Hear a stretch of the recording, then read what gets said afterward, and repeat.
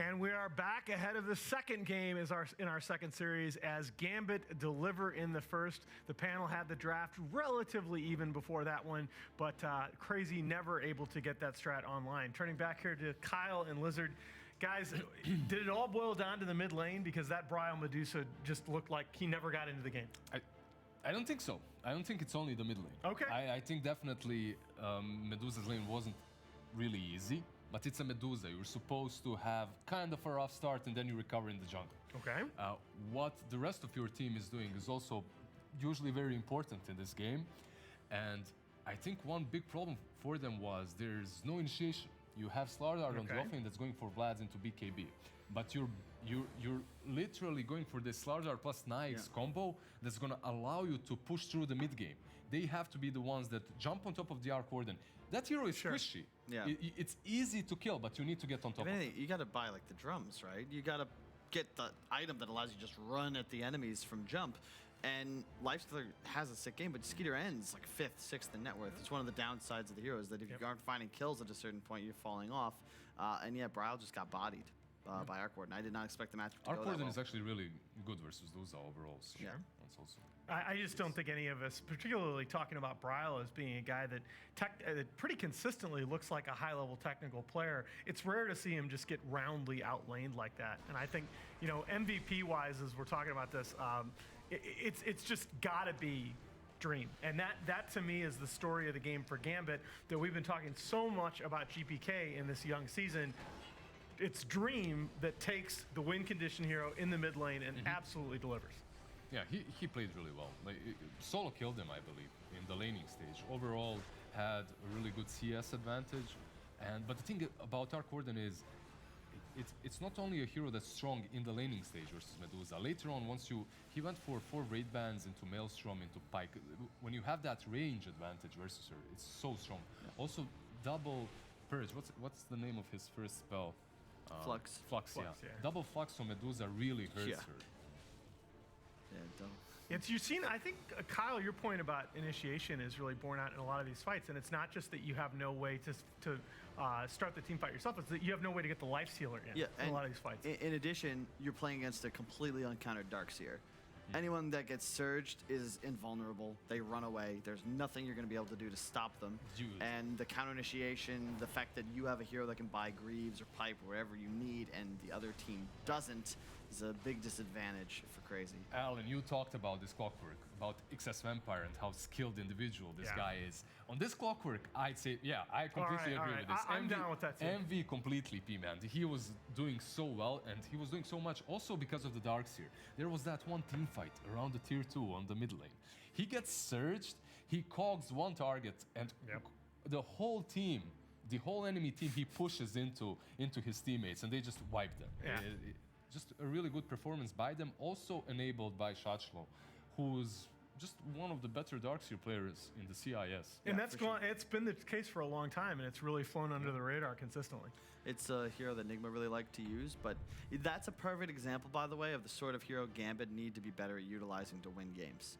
Darkseer is not, you know, the traditional, let's say, Centaur, right? Like, certain heroes just kind of play themselves, right? Not to say that they're easy, but Darkseer requires a lot more finesse. And the way your team plays around it is also a bit more complex. And I think that this is just what I like to see out of them. I think that they understood their roles well. As you said, looking at the hero damage, siege damage rather, Dream, having that ability to kill towers, that was also the difference maker in that first series of the day, where we saw a lone druid sort of turn the tables, the Visage as well from forZe. I think that this is a key here. I want to see these CIS teams continue to draft ways of killing structures. I don't know that, as we've seen all of Gambit's games across the season, Dream's had some good games, and he flashed his PL early on, especially with that ESL one. I don't think I've seen him carry a game that hard all season long. And that has got to be such a momentum grab for Gambit, coming in with the questions about GPK. That's what they've needed all season long. They've needed the second guy that's such a threat to just go win the game. He definitely had to pull some of the weight in this game, right? But he had such a good start. Like when you get such a great advantage on our Arc Warden. And also, this looks like a perfect game for him. Like, you're playing into these, if StarLadder goes for fast mobility items, like Kyle said, perhaps drums, maybe even a blink early on. I didn't Then mind a force staff rush. Force staff, even. Yeah, like you anything. have, somebody's got to have a force staff, yeah. right? I mean, as it was, your point about Clockwork earlier, I was going to bring this up, but we went in a different direction. Clockwork +1 was a kill combo at any point in that game, anywhere on the map. It didn't look like ever that Cookie came into play. Right. If they find the knight, if they find the life stealer with the Clockwork +1, he's always alone. There's no help for him. I totally agree. As you said, the cookies just weren't strong enough, and now it's back to the drawing board. You're gonna have to bake up something better if you want to have a Some chance better to cook cookies, off. right? What kind of cookies do you like, Kyle? I like all kinds of cookies. All kinds. Yeah. Samoas are the best cookie Samoas, ever yeah. invented, and it's not even You close. know, Alan, I agree with you on almost nothing, but I will say, Samoas are the greatest. Cookies. Have you tried the Toffee-tastic? I That's have I not. can do. My 6-year-old is now selling Girl Scout cookies, so I'm an expert on this now. It's new this year and it's awesome. All right, cool. I'm gonna come visit you. I'm gonna go visit after LA. I'm gonna visit my mom. I'll come drive down. You got to do it. You know man. the Bring best some thing? cookies? Well, yeah. Well, also because Alan said he'd cook for me. Yes, He wants to wine and dine. But also after I can spending- guarantee that the wine will be good. There you go. and on top of that, I'll just go get really good Yeah, steaks. I mean, that's- after 3 years or so on the road, anytime even Alan is willing to cook you something, right? Like think You of how few accept home it, right? cooked. Yeah, It's just like that. I'll eat it. Is this was made on your stove? Let's go, because at this point I think I'm wherever I am, like the GDP of Uber Eats increases like tenfold. You know, incidentally, by the way, I have never been more. You would think that I have like a million BTU professional grade range, and I have a 6-year-old daughter that really loves, like, she's interested in cooking. I love these two things individually, but together they're actually really not good. Anyway, as we're about to get into game 2, and KheZu are going to go ahead and open ban the Ricky themselves. I mean, it was in the first phase, right? They picked Yeah. it in the first phase, so Clock into just, Ricky. yeah, just eliminate that hero instantly. What's the logo of KheZu? I'm trying to think of what that symbol I think is. it's just Is it like four? a 4. Like a yeah. 4. Go for Forehead. crazy is there. Okay, got it. All right, interesting. Just curious. I'm sure, I'm sure that the first thing that comes to my mind when you By the say way- the number 4 is forehead, and I'm sure that that's really, really bad. Okay, anyway. Not good. No. They were No. Alliance What is before, wrong and with they were a Croatian and are a Croatian Oh, organization. there you go. Huh? Timbersaw banned out Shout out. together with the Knicks. I like almost everything out of Croatia except for Lacoste. So I wish them the best. I think this is okay. So you've got first pick, and you're just going to leave everything OP in the pool. Is Yeah, that? why not? I mean, Ench Knicks were banned out in the previous game as well. I think Knicks is still Timber too. super strong and definitely deserving the first phase ban. Timbersaw, same. I was kidding, by the way. Lacoste is a national treasure. I can't let that You- one you stand. can't even, I yeah, can't. No, I no. can't. When even Kyle can't flame you, you know Yeah. you're doing something right. It's him, Grant, and Slacks. Those are the 3 amigos right there. I think they should have their own variety TV show. Rich would host. Oh my God. That would be gold. They I'd would- watch A that bit show. too much. No, literally. I think somebody on that cast would be in prison in the first 2 seasons. It's but very simple. You just straight it's up. okay. We buy a set from one of those Japanese TV game shows, bring it Just over to Los let Angeles, them run. and just here you go, guys. And then we just have random esports fans come on to compete. I'd also like to see The Voice, but for esport. Just have What them talents do these players Just have have? them play those games, in the breaks. That's all you do. Man, all you Dota. I need. could see Dota 2's got talent at one of these events. I like this. It'd be a very short running season. Yeah, that's I for mean, sure. yeah, we would find barely out have that the enough for 2 opposite is true, episodes, and half of them are just going to be you doing your impressions. All right, pretty much the same opening, but we have the Lich wow. now with the clockwork. And this is, Hey, we you did we the talked in the Vaskin. first series about how I generally don't like 2 support opens. This would be the exception. I think these 2 supports are so differentiated in what they do and so well-rounded. And clockwork doesn't have to be the support; it can be your offlane Exactly, still. So it does give you that flex. Like Kyle said, they do have the same, not the same opening, but the same 2 heroes, right? Lich and clockwork. So perhaps KheZu can kind of adapt to that. Was Oracle banned in that last match? Because Yes, it had been banned in. It had been banned in. I believe it had been banned in all 4 games of the day coming into this one. Like You know- you don't pick it to counter Lich, I guess, but it gives you some other options in the second stage. But they go with the You know, I just realized it's kind of sad. Like, we watch all these series, and I just realized, like, for every winner, right, there's always a loser. And we know all these Damn, players. Wow, that's And I'm deep. just thinking, like, So no matter what happens, I like both these teams, and 5 of them are going to lose. And they're going to be sad, and they practice really hard, and then just, you know, they lose anyway. How long did it How take does you that to make come you up with feel? that point? It doesn't make me feel good at all. Why can't I just want everyone to win? No, you don't, Kyle. You are. That's not you, man. Sorry. All right, so this is the first time in a while. You're right about the flex value of the clockwork. He can be moved to the off lane, but I suspect that this is going to be the first time in a while that I've seen 4 supports picked in the opening 4 picks. Yeah, it has been a while. I think it's just also because all these cores nowadays, it feels a lot like they're just incredibly matchup dependent. And Yes. heroes that can be busted or bad based on the support duos, the offlaner, specifically the laning phase, I think. Especially now that people are willing to try lane, certain heroes just can't deal with that. Yeah. And you don't get a game. No, I was just going to say that what you're saying about the situationality, of course, has been true for a long time. And it's just because of the way Dota is balanced, right? What's already broken, make it better. What's already weak, make it worse. But the difference is now you get these situations where it's not because of some skill interaction. It's because certain lane configurations are just the hero doesn't even have a game. Interesting that, man, Gambit is the one taking out the PL, which was such a comfort hero for them early in the season.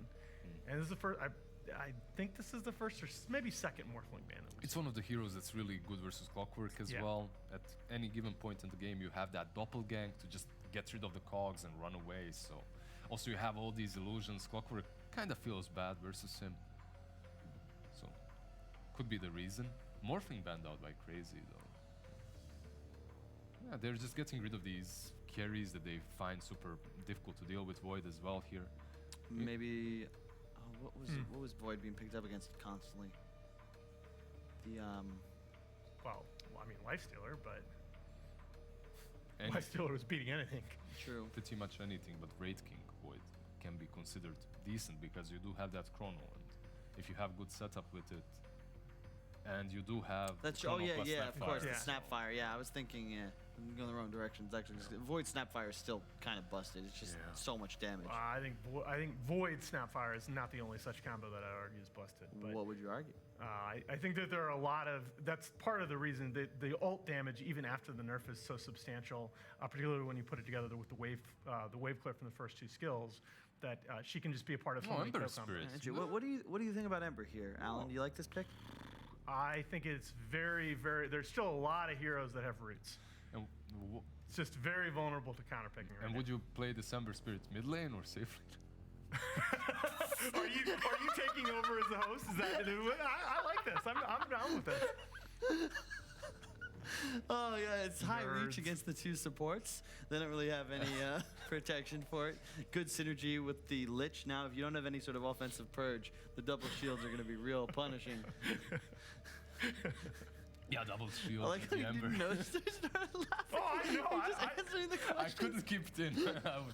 I thought we were just gonna deadpan it the whole time, Kyle. I was gonna let you Oh do yeah, the you're outro. totally buddy. in on it. You're totally in on it. Fellow kids in chat, Alan knew what was up. Of course. Dude, do you really think you're subtle, Kyle? Is that what's happening right now? No, but I really like your skateboard though. The one you rode into the office today. Oh my God! All right, Get some I'm nice so stickers. done. No, I do think so. Abaddon is not the Cowabunga, hero that I baby. thought we were going to see to deal with Ember. Still very good, flexible offlaner, and I think KheZu looks to me in this draft like they'd said we feel like we got really bad core matchups last time, and especially with second pick, we're just going to protect our 2 farming cores. I hope that they've got something prepared here. I'm trying to think what they want. The thing about the 3 heroes of Gambit right now, like, you have so much to think about and deal with, right? Because you don't really have a way of getting the Lich Shield off, so your physical damage output's rough. You have a BKB Piercing Interrupt. Ember requires a ton of catch if you want to deal with him, but then Clock's excellent peel and counter initiation. And their lanes are still very malleable. It's a tough spot. Meanwhile, it's Gambit that are just taking so much of their time to go for this second pick of the second stage. Well, to be fair, though, they've what you see happening with drafts in a lot. Okay. What you see happening with a lot of these drafts is that the first 3 picks are very open, but then you still have a lot of boxes to check in your last 2, and that's I worry for KheZu. Are there 2 heroes that are going to give them everything that they need? Man, Gambit's draft right now looks so aggressive in the mid game. And easy to play. The only problem that they have is no objective taking, but they can completely just run them over. I like the idea of a jug here for KheZu. I thought you were going to say that you liked it. I thought you were going to say you liked the jug on the other side, but okay. It could work for both in theory, but I think to your point, you want something that hits towers. I'd love a spell immune carry. I think Slark is just a little too weak. That's another option. But I want to play Slark into this. Oh my god! Not especially. No, I think. Who's Slark gonna Who's gonna Slark build up essence stacks on? It's more that that's why I would say Jug. I just like the idea of having a built-in BKB/cleansing carry. But I like the Jug just because you outlane the clock. Like you need something. I want something that gets an edge against the clockwork, like Morphling if it weren't banned, and then can just dominate him independently. Just because it's Skiter on the other side, Oliver. Yeah. You do have to mention that he, back in the day, has played some safe lane about. Just throwing it out there. I mean, I don't like it here, but we have seen quite a lot of safe lane Abaddon in the last couple of.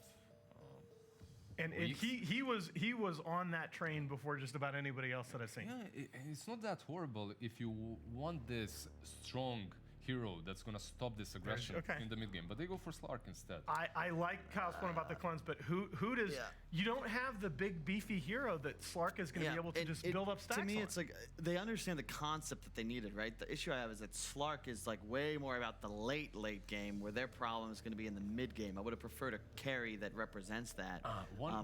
It's good with the thing with the Batten is though, if you get ahead, like the Slark's unkillable, and he just starts shredding. Exactly. So maybe what they're planning to do is have a good laning stage, like a really good laning stage with that Slark, and then just roll from there. Well, it's the because if you have but if you have bad lanes versus this lineup of Gambit, you're just gonna shatter in the mid game. It's gonna be so difficult. It's just the template that we've been talking about for both of these NA squads. That it looks like for them. The priority, it's similar to what we used to talk about for a lot of SEA teams. The priority is just the laning phase, and you give yourself a very strong setup there, and the mid game you kind of hope takes care of itself.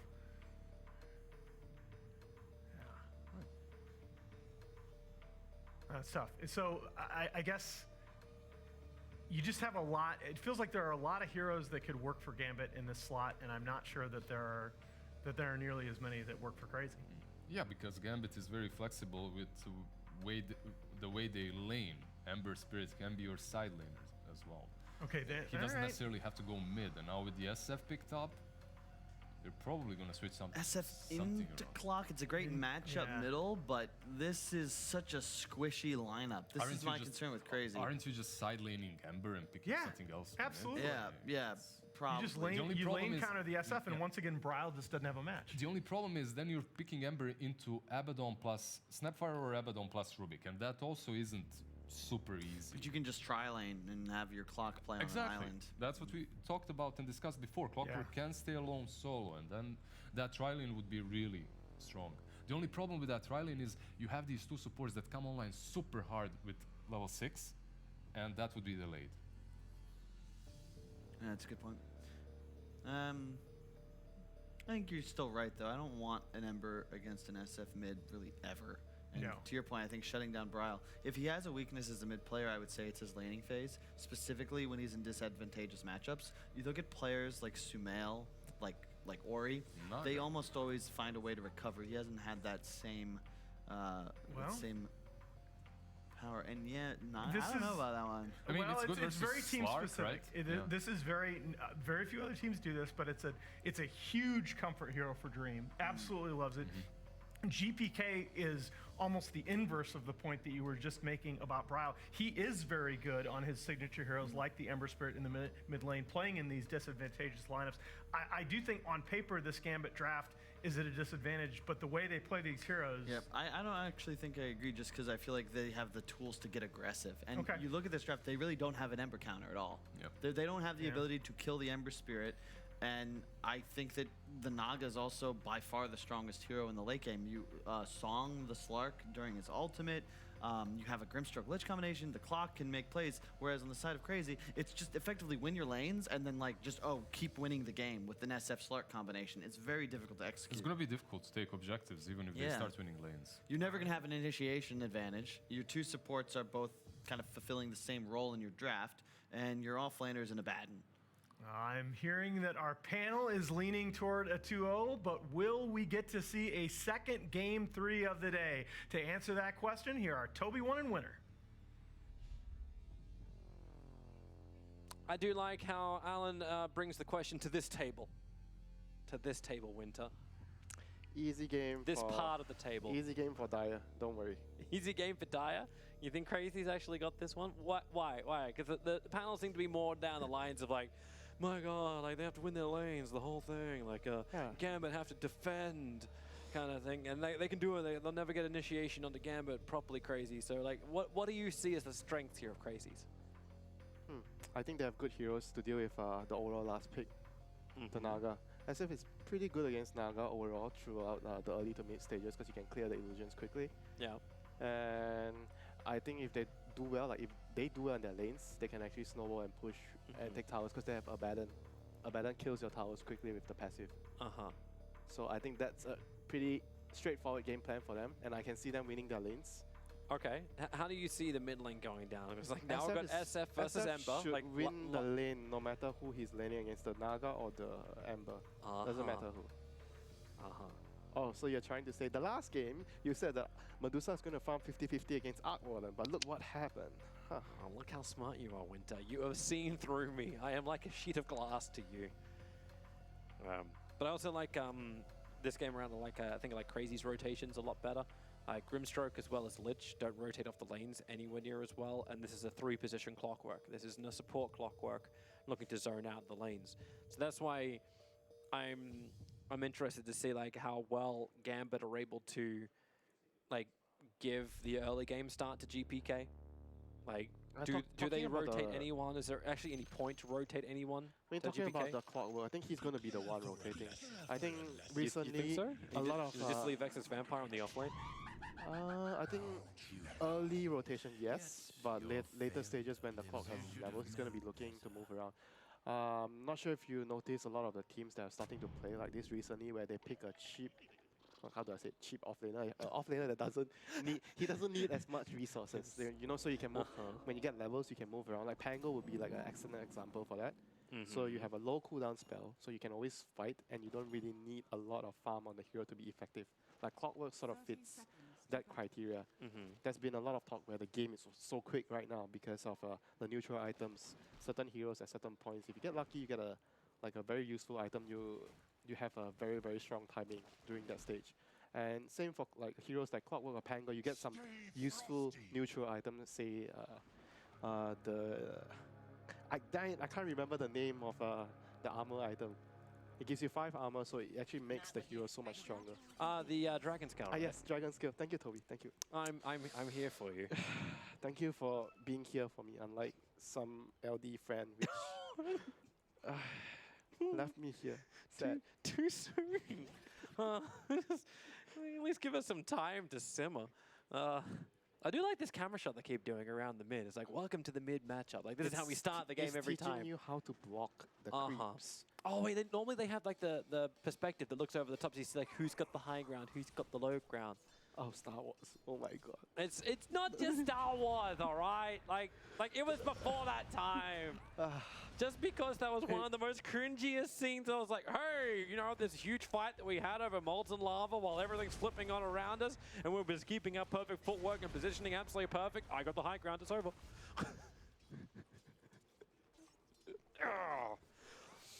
Well, Oh, I think it's your fault because you started it the last game, so I assume that you were going back to the... Never mind.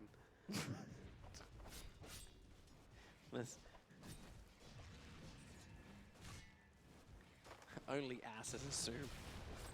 Well, looking at the Clockwork, he actually took Rocket Flare, which is pretty...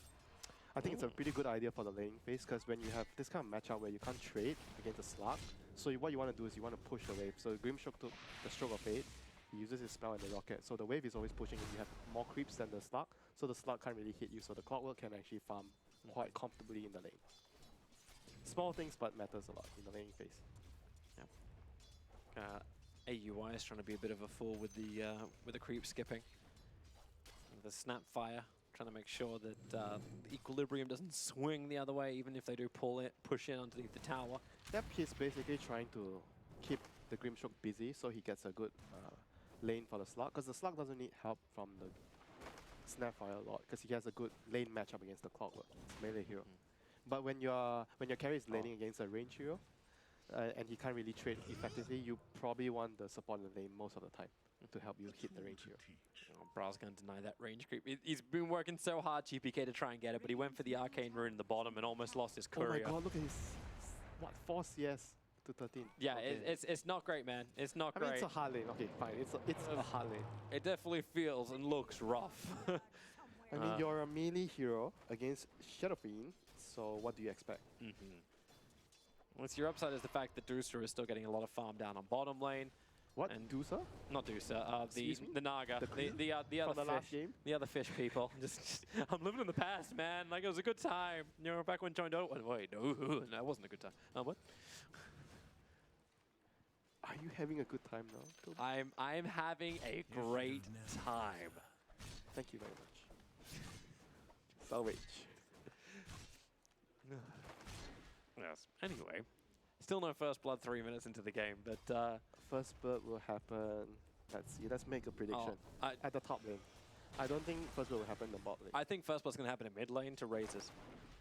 And I think the Observer's going to miss it. No pressure on you, Observer. GPK is too good for that.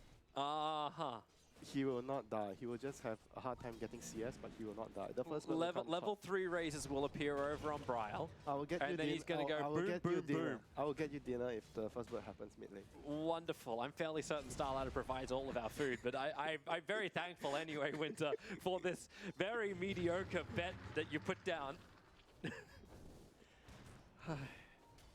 So I assume you're not going to return the favor. Welcome to a fisherman's bet. Hang on, I will return the favor if you get first blood. Okay. Oh crap. Nice. Oh crap. No, dinner. Oh, he'll get himself a double stun. Shachlo is going to move over with the battery assault as well. Kyiv the wrong way. Ex's Vampire runs north. Extra slow, and it's going to be AUI who spills the first blood, but Shachlo looking for the double rebuttal, and he's able to get them both as well. 3 kills. Meanwhile, under the mid lane, Bryle is getting the kill on GPK. That's like maybe 10 seconds the difference right now. I think this is a nulled meal. 3 kills on top, so I win. Thank you. Dinner on Thursday, Friday, and Saturday. I will accept steak. So back to the game. Yes, thank you. That's great for Shachlo. Like, nice double kill for him. Now he's got the double braces available. But it does also feel like with wait, Shachlo... What? That's... What? He has so much farm? Yeah. He just got 2 kills, man.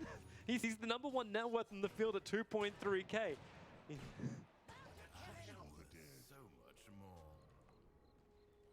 CS-wise, he's not #1, but he's still pretty much up there. He's keeping up with the Naga Siren.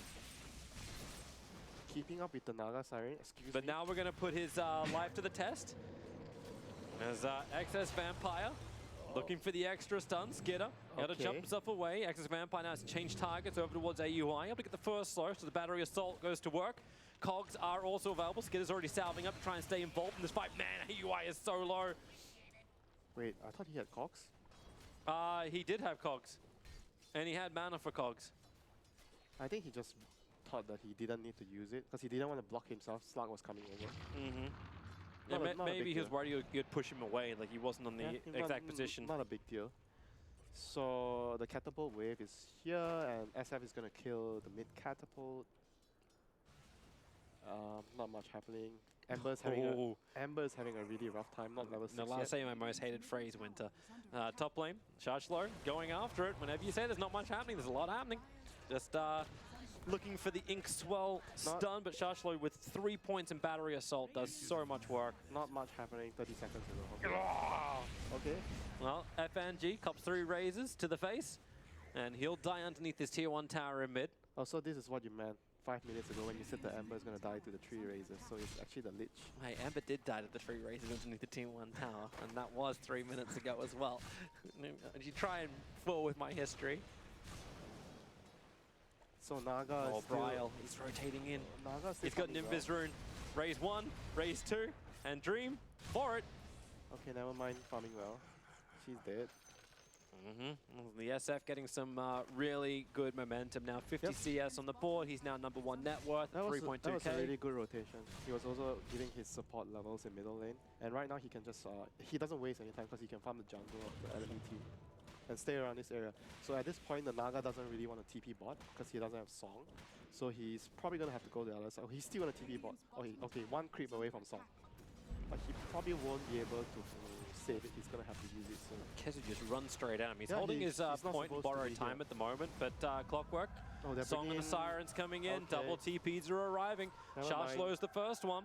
And he's going to cog battery assault, isolate Bryle, working with FNG. Where are the shields? Where is the control? Bryle still underneath the tier 1 tower, trying to get some space. AUI gives him the cookie, but the sinister gaze of FNG, dragging Bryle back under. Now the borrowed time, well, has already been used. KheZu makes a break for the tree lines, and perfect cogs. Shachlo holding KheZu in with him into the battery assault. A double kill for Shachlo. That now makes his 5th. He's 100% of the kills for Gambit into that Clockwork. I still felt like Dia did the right move because they wouldn't have known like that it was just 1 creep away from level 6 and they see the Naga TPing down like this and they just dove. That's unfortunate for them. So at this point of the game right now, Clockwork is still the fattest hero on the map. It's level 7 soon, phase boots. So he is going to, not sure what he's going to get here. Yeah, I don't know if you've seen like the recent Clockworks I saw in pubs. A lot of them are actually getting the Aghanims. Okay. What's the spell called? Overclocking. I think it's a pretty nice item to have early on Clockwork nowadays. Yeah, resetting his abilities. I mean, the other option would be the other option would be to go for the Blade Mail first before he goes for that. Blade Mail is really good on against the SF, the Slug, and even the Mortimer's Kiss. Your favorite spell in the game right now? That's totally unfounded claims. Well, that's what you say to me. I think the mechanic. That spell does a lot of damage. Not as much as it used to. I got nerfed, so that's not as great. KheZu is really trying to beat the crap out of that tier 1 tower, but FNG's making him work for it. While up on top, Skip is able to get his own defense. Yep, and SF has, he's going to go for the drums. So he also wants to fight early, like what we said just now with the Abaddon. Like you can, if the Abaddon does well in his lane, like what's happening, he kills the tower and he's ready to fight, move around. You want to move as the SF, you want to move to the Abaddon's lane to push his tower, maybe get a kill. Shachlo's looking for a hook target. If you look at their item timing, so wait a minute, are we? They're going down bottom. AUI is on the run, Clockwork. He's out of range of the hook shot, and he's trying to stay out of vision range. Yeah, they want to secure the outpost. But Gambit's ready to fight this. Okay. Like, Abaddon's starting it up. They need to interrupt him quickly before he grabs it. Yeah, the timing is wrong. 6 seconds, they have time. The supports are rejoicing. I have my XP right now. There was much rejoicement. Dude, do you know how bad it feels if you don't get the XP as a support at 10 minutes, the outpost? You'll be stuck on level 5, most of the time. Even after you take the book at the tomb. So it's a so now no one cares about it for another 10 minutes, and then we can start caring about it again. So you rather people care about it, have to care about it all the time, like every 5 minutes, the old one? I suppose in some ways you... No, actually, no. I actually kind of hated that. Because it was like every 5 minutes, like, all right, guys, the focal points. Too much of attention, please. Yeah. But they're going to smoke up. They have Lich Ultimate here ready with the Clockwork. So they're going to try to get the SF here. That's a pretty good target. They want to put the Observe Ward down so they can see him properly. Hook shot, got him. Battery Assault, and lock him inside the cogs. Oh, here comes the granny. Is Mortimer's doing its work, but then AUI, because he had to stand absolutely perfectly still. Shachlo tanks through everything. They need to slow on AUI. They've got it as well. He'll cookie stun forward, but Excess Vampire still trying to do some work from range. And they can kill AUI just thanks to GPK's easy slider fist into the trees. So the two hero is down for KheZu, but as Winter likes to say, space. For who? This time there's no.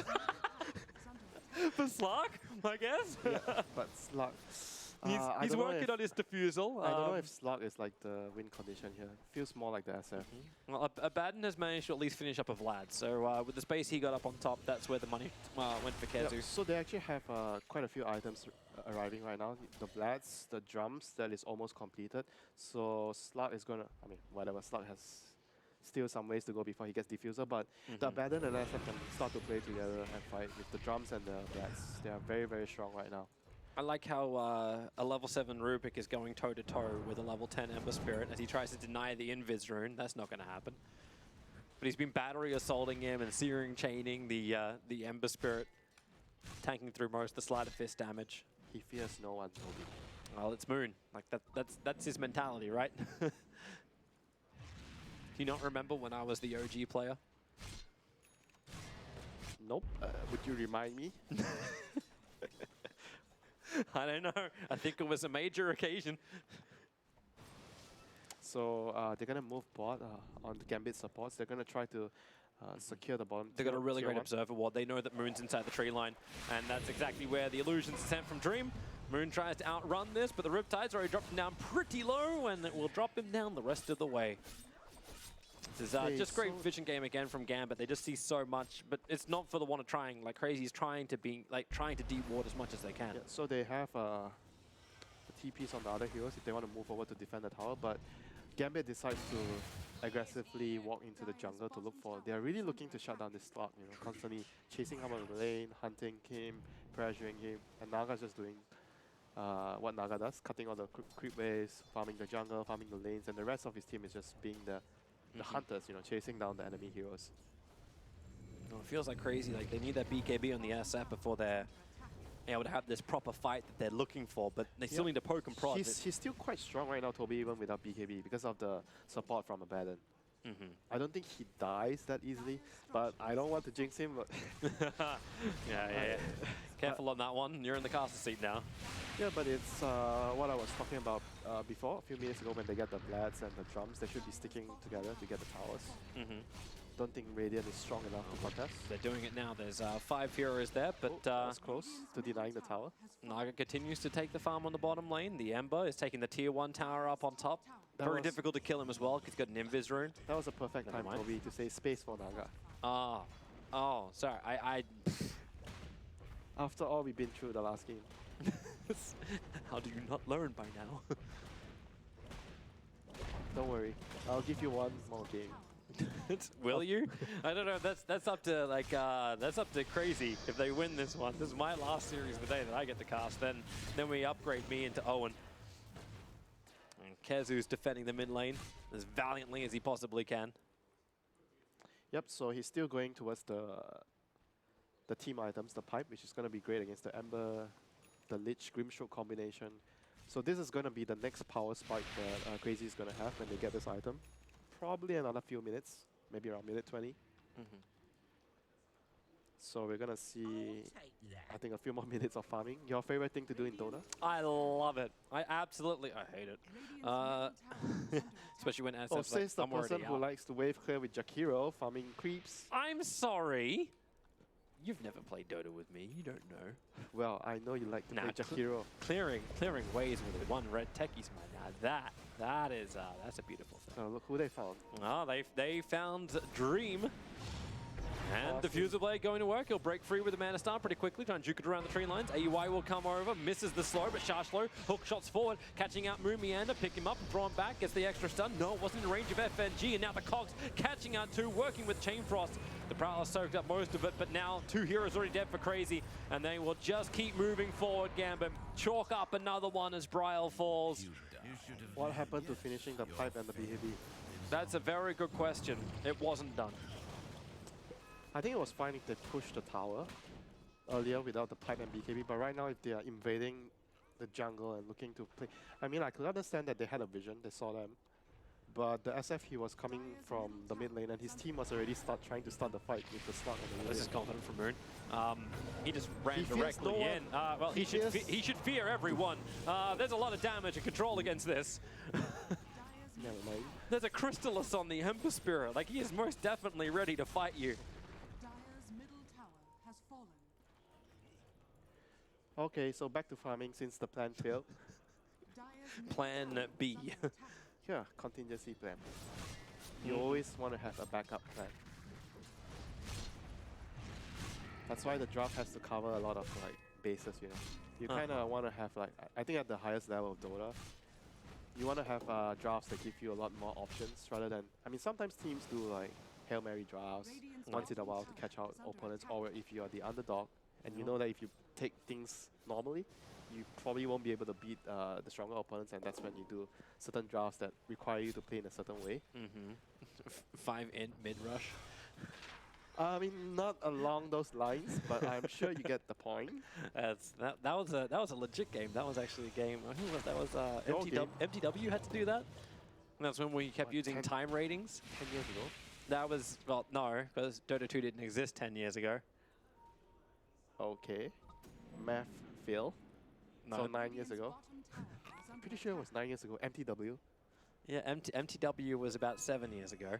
Oh, That was when Seb was playing for MTW at TI with Soshka and Cinderin. And I think, who else do we have? Well, I we think have Fata. AUI Fata. dying on the bottom lane, but hey, Space Creator, as long as Skitter doesn't die too. But, well, okay, Cookie jump forward and he'll go down as well. Skitter trying to TP out, but oh, perfect. The hook shot. They made sure the wave was clear and Skitter gets stunned mid-TP out. Yeah, had Kebab. Kebab was on the team. It had one of the Germans. That was the same year that Kuro stood in and played with Black for Mouse Sports. I wanted to ask you if it was tasty. Never mind. So back to the game. Meanwhile, back at the ranch. So This the is- slug is actually not getting a beat. He's getting, wow, he's actually getting Echo Saber. Seriously? There's too many small items though, I think. He needs BKB. Do you think BKB is actually like enough? I suppose like if Song of the I Siren don't- comes okay, out, I like don't know if it's enough, but it's necessary. okay. It's like what's the game-winning item? He's probably thinking if I get Echo as well as Diffusal, maybe I can pick off a backliner. Yeah, then what happens when you get silenced by Grimstroke because you can't remove it with your Q? Yeah, like Abaddon save me. God, these Observer Wards. Like, this is a full duration Observer Ward with a Toby, fresh Observer Ward the placed shield- right on top. Okay, they're going to get both. The shield does not remove the silence, Toby. Mhm. Please. Please. What? No, yeah, it doesn't. Abaddon cannot save you. Oh, wrecked. Maybe if you are Ice Rock and you change the Aphotic Shield to something that can remove the Phantom's Embrace, then yeah, sure, you can save him. Yeah, because it's not a basic silence, right? It's actually a unit. How do you say it? So, lingering silence? No? It's Okay, a leech-filled silence. outpost time, Yeah. one apiece. SF has his BKB, so they are looking to fight pipe. So is it completed? I think it is. Yes, no. Yep, pipe is. This is like an interesting thing to do. So you lock the hood, so you get to activate the hood once, and then if you need it in the team fight, so you unlock it, so you get another barrier for you and your team. Yeah. Just a small little thing, but it could change a team fight. If he can just survive a little bit more. Now, team fight may happen up on top lane. KheZu is already adding the pressure with the SF. This is their timing. They are strong right now with the BKB. But Slug's gonna TP bot to deal. They have to deal with the lanes first. The waves are pushing in too much because of the Naga. So this is gonna, with the Dire team moving back, this is gonna give the Radiant team a chance to move in to find a pickoff. SF's gonna be really visible. Clockwork runs down the BKB. hill, picked up, thrown back down again. Rubik trying to get the battery assault damage out into the Clockwork, combining with the Requiem. They held nothing back, and it's Skitter who will take the 7-time kill streak for $564 and still play for the car next week. Aussie dollars? US dollars? Aussie dollars worth nothing. So you want pound? I work in pounds normally. Oh yeah, you're from. Okay, never mind. You're from London. Hi, I live there now. Well, now the jump in towards mid. A pick up over on the Ember Spirit. Cookie timing was a little bit off. They need to get that stun timing absolutely perfect. That would have been some really good control. Don't worry, Toby. Small hiccup. Small hiccup. Just he's actually going BKB, okay. It's cookie indigestion. Slug is going BKB, so he is almost there. 400 gold. Okay, I think this is as strong as the Dire is going to get for some time. I don't think they're going to get any stronger than this. Double BKB and the pipe on KheZu. Yep. If they can't really do anything with this timing. But they also still need that extra 250 gold over on Slug. Like, okay, he's got himself double damage, and I suppose that's going to speed up the farm.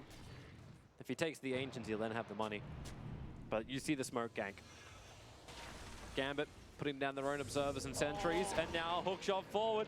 Spend my money. Wait, don't have enough money. He needs 1450, and then 200 gold backwards. Not to mention the double stun. GPK as well, Stream getting caught out, but that also means that Snapfire is on the front lines and dying. And that is, that's painful. That's painful for the Slug. I mean, that was kind of careless, because no one was showing on the map. I guess he felt like he couldn't die. Now they're going to do Roshan. That's 200 damage on the Naga Siren. I mean, that's why Grimstroke is pretty good hero support against Slug or Tide Hunter, those heroes that has like some kind of dispel mechanism, because you can't really remove the Phantom. I actually really love the amount of physical damage that comes out of this Gambit lineup. Like, mix of both physical as well as magical. Dude, wait till level 15, Lich, 120 damage for free.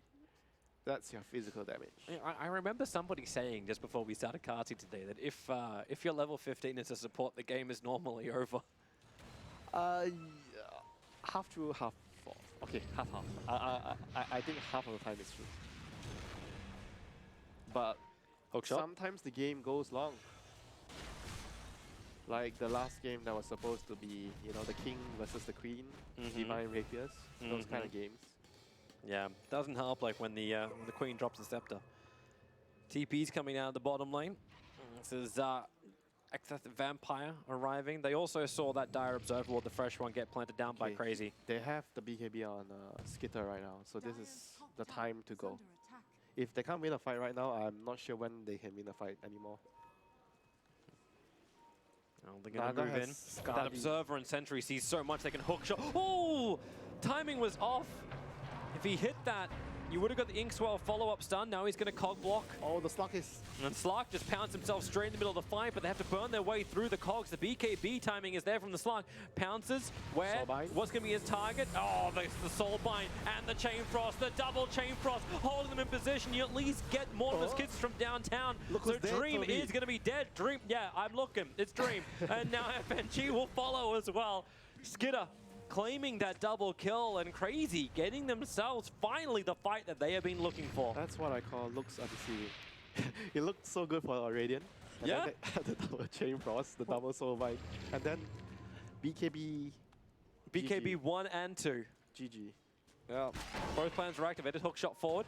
MoonMeander thought he could farm up the mid lane. He thought wrong. Well, typical greedy supports. Aren't you gonna tell me this is why supports are not supposed to farm? Why would I tell you this? Supports are people too. So they deserve as much farm as the core? Oh, I wouldn't say that. So how much of farm do they deserve? Like half of the farm of the carry? Give me a number. Don't pressure me. Don't pressure me.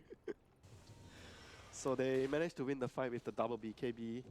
So that's gonna elevate a lot of pressure on them, and they're gonna be able to get, I think the next, probably the Butterflies would be the next timing, because you don't really want to get the MKB or a Rapier on the Naga. So you're not gonna be able to get the True Strike. I mean, you can, but it's not the most efficient item on Naga. And I really feel like, as far as like neutral items dropped, I think Gambit's gonna be a lot happier with this. I suppose Rubik is still walking around with a Craggy coat, so that's not as bad. Oh, that's great. What's wrong with that item?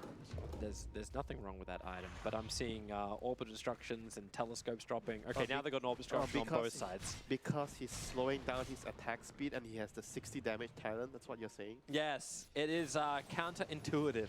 Do you see what Thompson does when he has this kind of items with his hero. He drops them when he doesn't want to use them, and then he puts them back on when he needs them. The extra level might Hook! Long way down. A quick little cookie. Moon tries to get some distance. They keep the control going over on Shachlo. Quick little sinister gaze, pulled KheZu back into the fight, but the BKBs, doesn't matter about the soul bind once again, they just keep battling it out. Slark, a little bit too far away from Mortimer as, well, Excess Vampire just gets wrecked apart by Bryle. Now they turn their attention over towards FNG2. Stop that Chain Frost from bouncing. Crazy, do create a little bit of extra space for that to happen.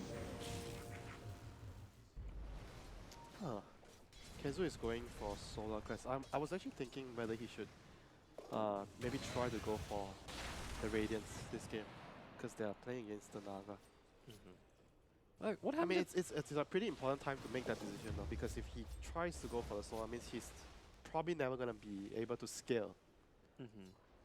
Because at this point, the decision is mostly going to be about whether the game is going to end with the next Roshan. If you don't think so, then you're probably going to go in for another long haul game. So getting Radiance could be a good idea for KheZu. But I think they probably feel like they are strong enough since they just won like 2 fights in a row. They're going to probably be strong enough by the next Roshan. If they can get the next Aegis, they're going to be able to break the high ground with that. Looking towards GPK. I think Moon's pretty happy having Cogs at the moment. Maybe not so much. Shachlo gonna Cog burn him back. Moon. Okay, now he separates the fight once again with the Cogs. Pick him up, throw him back down underneath the tier 1, underneath the tier 2 tower. And buyback, it's not coming just yet. The soul binds Bryle as well as Abaddon together with the double silence, still holding that BKB of Bryle, and now he has to let it go. The Chain Frost, the double ones flew out once again. One Skiter, it's burned off all the mana of the clockwork, and then a push up on the hill. He's got his spider legs. No Observer and Sentry has to be planted, but Dream puts everybody to sleep. Isn't that too early? Maybe. But here we go. Silence out again. Song of the Siren! It got stolen! They actually can isolate GPK under his own BKB. He's trying to kill off Bryle for the moment. And he will actually be able to do so. So he stands his own ground. A cookie jump forward. AUI gets himself a double stun. Skitter needs more time to try and battle this one out. Now AUI finally decides to kiss everybody. But Dreams gets right on top of him. Removes Mortimer. And Skitter, now he's in trouble. So much damage into that Slark. He thought he's actually quite tanky, but it really ain't. I mean, the issue was the fight went on for too long. The BKBs were expanded on the Shadow Fiend and the Slark. So once those two are down, the Clockwork spells, the Lich spells, especially the Grimstroke stun, those are very, very powerful stuns once you don't have BKB. I mean, they have to make sure that the fight is won after they use the BKBs. If the fight is not done, you better run if you don't have BKBs on the dire side. I suppose it's rather hard to run. Well, actually, they could have potentially just like TP'd out, right? Underneath the song. And that's why I feel like... Here you go. So there's that Song of the Siren at the very beginning from Dream. And a very quick steal from Moon. Yep, and the double stun. GG fight over. The Requiem did like no damage whatsoever, and yeah, they just all try and run away. But you can understand their desire to be a little bit more confident. Like Skitter felt like he was starting to do some damage. I mean, that's why I was bringing up the discussion about whether they should slow things down and get the Radiance, try to get the Radiance on the Abaddon, because I don't feel like if I'm dire side at that point of the game, even though I just won like 2 team fights in a row, but I still don't feel like the game is really that secure that I can just try to finish the game and end the game. Yeah, sure, the Radiant team played well in the team fight, especially the Naga using the song really, really well at the end of the fight. Oh, this is nice from Skitter. Speaking of the Naga Siren. Oh, Song of the Siren, TP away to safety. What a nice spell, Toby. Yeah. Didn't we just use that? I suppose it was 70 seconds ago, so easy enough. 80 seconds ago. Close enough. Okay, so he almost has his Solar Crest, and Roshan is, what's the time? Clockwork is actually getting that 17 Aghanim Scepter seconds. you're talking about too. It's actually, it almost feels weird now not to see like an Aghanim Scepter over on a Slark, but BKB, Diffusal, Basher. Yeah, but if you think about this game, it's more about it's not about the mobility. It's more about like if they have enough damage to finish the fight when they have the BKB popped. You know, they have to finish the fight there. Otherwise, the fight is pretty much going to be over for them. I mean, that's why the Aghanims doesn't feel like it's going to do much for the Slark here. Yeah, like, hey, jump on top of the Naga Siren, but now she's got Butterfly as well as the Skadi, the Manta, and the Diffusal. Like, she feels So she's very difficult to kill. Actually, the true queen this game. That she is. Well, Not- BKB next item. Roshan is up. Oh, they found a target. KheZu quickly silenced up. Trying to bring SF over to get rid of the illusions, but my god, it still burns through the Abaddon quickly. The Solar Crest or not. The Roshan dance continues. Yep. Meanwhile, think this Moon, Roshan Moon is a- pushing bottom Well, lane. this Roshan is actually more. I think it's more important for Dire because if Radiant doesn't get the Roshan, I don't think they are going to be that flustered compared to Dire because they are itemizing in a way that they want to finish the game ASAP. They're not really like trying to be greedy and trying to drag the game too much. But they're playing into a Naga, so it's so difficult to get the Roshan. Yeah. Unless you're able to somehow force the song, you take a fight outside. Maybe you smoke. You try to go for a fight, you force the song, maybe the back off, then you try to do Roshan. Moon's been such a dick. So, like, yeah, the Naga Siren's pushing in the top lane, but Rubik's been able to achieve the same it's thing down on not bottom. just that, it's the clockworks as well. It's like it's so annoying for them to do Roshan because of the rocket and the hook shot. Well, they're coming back in again. They're under a lot of pressure right now, the Dire side. Radiant is just like chilling. Oh, let's push out lanes, guys. Okay, let's wait for Naga's next item. Let's wait for the BKB. They're chilling. Dire's like, guys, we cannot go too far away from the Roshan, otherwise they'll get the Roshan. Live on Dire, Toby. It's like they actually waited for someone to show themselves down on bottom lane, then just quickly Moon TPs north. They do have a smoke over on Snapfire. In fact, they got 2 on her. Yeah, but the thing is, like, if you do a smoke, even if you catch out someone, and it's not Naga, you might not be able to get a good fight, you know, because the supports might have buyback at this stage of the game. And if you're fighting into an area near the tower, near the Radiant area, just a simple buyback, a song plus buyback, you have no BKBs, you're just going to die, you lose your shot. So it's also a very risky proposition going for a smoke play at this point to break the stalemate.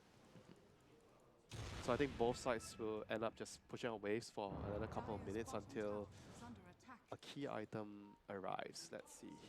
Yeah, what's the key item? I actually don't know. For Dire, I really don't know. Oh, he's going Radiance on SF? What? Wait, hang on. What? Is that going to stand up? I mean, if... what? I don't know. I think it should be on the Abaddon. Well, this feels that way too, but Abaddon's being initiated on. Silenced up early on. SF maybe caught out a little bit inside the river. Hook shot going to get stolen out by MoonMeander, but who's he want to go on? SF having a hard time. He's not even BKBing yet. Now he will, but can he wind up the ultimate? But onto Dream, that's not what he wanted to have happen. And now the BKB the TP! combo. He can't finish it in time. Now everybody else will be there. I like how Bryle's even throwing out his own outplay during the middle of this fight. No buyback available. You can cookie stone once over on top of Dream, but now the fear, Slark, gonna get isolated. Shachlo staying right on top of him, and it feels like for KheZu, this is out of control for them. KheZu running around like, I've used my borrowed time. Somebody please continuously hit me, but they've moved over towards the Slark. Moon creating some space, but getting his hook shot forward. But the slider fist from Gibkiy able to reach. Here comes your Mortimer's kisses, but you really don't care. You can tank through everything if you're Gambit. The question is, which target do you want? Abaddon is visible, and Sinister's Gaze will cancel the TP of KheZu out. This will 100% be Roshan, but with 3 death timers so long, they may just go straight up mid. That's exactly what they're doing. I'm afraid game is going to be over soon. It does feel that way. No time for Radiance. Oh, that's No time for Radiance. He won't have any souls once he comes back up. They're already pinging the tier 4s. They're just like, let's end this right now. You've got all the damage, you've got all the big items you need available. If they had buybacks to be expending them at the moment, so you can fortify up for a second, but just move away from the tier 4 towers. And then they'll move back into the tier 4 towers. This really is over. Like, SF can't fight. Slark can buy back, because he may as well, but the Dire Ancient is losing his life way too quickly, and that's the game. Gambit will win the series and advance themselves into the winner's match of Group B, where they will face up, spoiler alert before we get to the panel, they'll face up against Alliance in that winner's bracket match. And that's happening today. We've got more Dota coming up today. Oh, thank you for reminding me, Toby. I am here for you, Winter, because you'll be with us all day as well. Thank you so much. From these 2 games, we could tell the team they're not really, I mean, crazy. They're not really a team that has too much practice together. We see a lot of like, I think they have really good moves overall, like good idea about how they should play the game. But a lot of their moves were difficult because someone was slow or someone was too impatient, didn't wait for the other hero to arrive. Even though they were doing the right thing, but they weren't doing it in sync. So it felt like everything they were doing was wrong. So they were in the back foot in a lot of parts of the game. But I think from the two games I've seen right now from this team, they have a lot of potential to be better once they get more games together as a team, since they had to do some last minute substitution. Yeah. Replacements or substitutions. Yeah, some last minute, well, who's going to fill this slot? But yeah, going through teething issues while you're playing inside of a minor against a team who is now back to their big form with GPK arriving is definitely difficult for KheZu. But at the same time, I think this spells really well for Gambit. Like, they were pressured. I don't think they were fully tested. Yep, with I their agree. lineup. But they showed a lot of potential, even though I think this guy just came back, since a week ago? Yeah, but they weren't playing together for a while. But a month or so. But you've still got that history of this team. It's just like, hey, we've got our role player back again. FM was their stand-in, I believe. Yeah, a lot of for the while. foundation is still there, you know, whatever they built up in the past month. So all they need is some time to get everything back together. Yeah, and really good leadership, because that's all you really need, right? So an FNG is always going to be there for you. So terrific victory for Gambit. They go 2-0 in this series and push us through the rest of the day. We are halfway home in day one from Kyiv here, and the regional hometown boys doing us proud as two CIS teams advance to the decider matches. We're going to have two more best of threes on tap for you later tonight, so please stay tuned. But let's break this one down before we go there. Here back on the panel with Kyle and Lizard. Kyle doing his usual antics. Pretty convincing series here win by Gambit. NA lull. All I've got to say. Let me hear that in the chat, because we all know we're thinking it. And of course, we're not trying to say that one region's better than the other. However, Yes, of course, North America doesn't look great. Didn't you call some of the players clowns or teams clowns today? I didn't. I have no Kyle, idea. no. I would never make such a rude comparison. Yeah, but look, let's talk about what Gambit did right, because I brought up after game one, I thought it was so encouraging that you have Dream carrying them when it had been the GPK show for most of the year. I think Shachlo carried that game, especially early on. He was top on the board at the 10-minute mark with that offlane clockwork. Yeah, which is incredibly difficult. Let me tell you, that a hero definition of a snowball, the idea that he had such a great start certainly helped propel his team to victory. And as you said, like, Stream Naga. Like, this guy will win you the game. What about like Ember just being bodied in the laning stage, but We then knew still that was coming, and still performing so well. I love the pickup of of that crit early on as well. That item is so strong right now. Didn't suffer any nerfs. I actually expected some nerfs to happen to that. It's most it's like the most cost efficient item on a few heroes, notably Ember Spirit, because you get so much for so little. And this to me is also why GPK is so impressive, right? Because this is the mark of your S tier mid players. Yeah, they take a favorable matchup, they'll run away with the game. But what happens when they're set up to fail, right? You look at players like Nisha, like Mid One. These guys, when they play pubs, they just first to their hero, right? They don't care. Play into the counters, learn how to beat it, and then understand that no matter what, I always have a way to win this game. And from here, just rough landing stage, who cares? I'm going to go back even a little farther than that, though, because this is GPK is the one guy. He reminds me a little of what OG used to do with Ana on Ember Spirit back in 2015, 2016. That they would basically say, look, we're going to put you in these horrible matchups, and you're just going to come back in the mid game, and you're going to do your thing at the end. And I also love the build, right? Just like raw damage output, straight up. Deso, the crit stick, and then the BKB, which was necessary. You look at this, there is absolutely nothing to do with BKBs on the side of KheZu. And this, to me, is, again, the flaw in the draft, and the flaw with first doing a support duo that effectively accomplishes the same thing. We saw the other NA team do this, too. Flaw in the draft also letting this Naga go through, right? They did ban out something else. I think that's good versus Stark, but letting the Naga go through sets you up for failure later on. If you have to be super aggressive, you have to be active across the map, and you're playing versus December Spirit that's always going to be able to match you in that tempo. by the way, we just missed. If you feel like going back and watching the VOD of this game later on, we just missed at the tail end of that first clip. There was such a huge outplay where they isolated Shadow Fiend using Song, and it just killed him in the BKB, and that was just pretty much the game-ending fight. Yeah. This is really cool. You don't see that very often anymore. Like, there's a lot of these. Song into BKB. Yeah, like techniques. When heroes are meta for a while, people kind of learn the ins and outs. Like, okay, yeah, you want a BKB to kill a Naga. Well, what if we time the song so that only one of you is actually able to fight us? Stuff like this sort of gets lost to time, right? Because the meta is developing so quickly. You know, history goes a little faster when it comes to Dota strategy development, especially because of patches. But a lot of things, to your point, Alan, they stay true, and you got to keep them in mind. I'll bring up one. When you're playing against Clockwork, buy a Force Staff right away on 2 games in a somebody. row, yeah. Please, please. It's got to be top priority. I mean, you don't see this. You don't see this too often. There are your top 5 in hero damage. It's one team. You're One team, and look at them. Look at the 2 supports and the offlaner. They literally have the same damage output. The Lich, the Grimstroke, and the Clockwork. Naga isn't too far away from Ember. It's evenly split there. and yeah, I just Here as well, but just not as much. Yep. Man, oh man. That's a Wasn't that's a it really first pick brutal game. Clock again? Yeah. Like first 2? Yeah. They yeah. didn't. Did they have any Force Staffs in either game? They had one. And did a support had to have gotten one here, right? I didn't see it. I think you may be right, but I think it came I out couldn't late. tell The you point who. is it comes out late. That's all. I couldn't tell you who.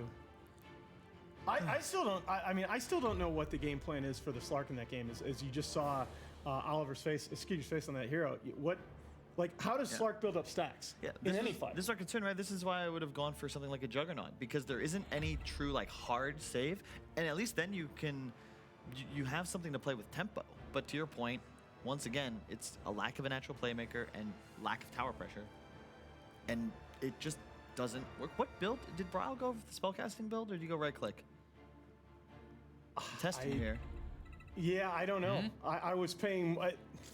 I think he might have gone spell damage, but I was paying more attention to just.